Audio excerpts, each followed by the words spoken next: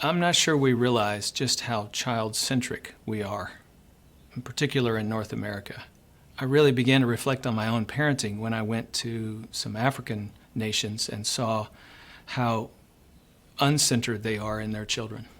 Their society and their culture centers around the adults, not the kids. And I never realized how child-centric I was until I saw that.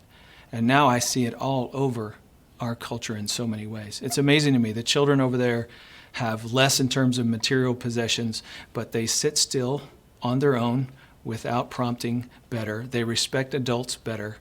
They're going to help in whatever ways that they can around the house. They manage their own responsibilities better. Everybody pulls their weight. Everybody does their part. They don't have to be reminded of that. In America, if our children are carrying bags or backpacks or stuff, parents carry their kids' stuff all the time for the kids. The kids don't even know how to pack their backpack, let alone carry it. But in some other nations, it's amazing if an adult walks in the room and is carrying something, 5 kids will run up unprompted by anybody else and want to carry that. We don't realize how child-centered we really are. Now here's the point of all of this. The best way to make somebody dysfunctional is to overfunction in their space, to do for them what they should do for themselves, to take away the opportunity for them to carry their own backpack, to load it, to get ready, to be responsible in the morning, to get out the door. When we do all that stuff for them, they don't have to. Their personhood gets to disintegrate. That's not what we're trying to do. We need to let them carry their own weight. It's interesting to me, the average kid in America gets a cell phone at age 10 these days. Age 10. 10% of kids in the U.S. get a cell phone at age 5. What are parents thinking at that point? Why would we do that? Well, because all the other kids have them. Oh, well, maybe they need it because they're begging for one. And, oh, they need it for safety. They need it for safety. We want to know where they are.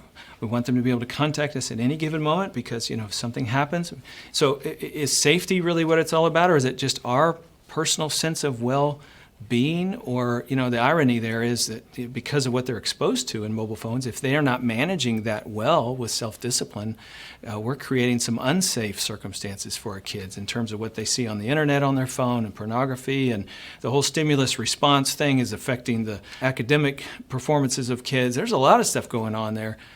You see, sometimes we get so child-centered that we don't stop to think maybe this isn't good for the child.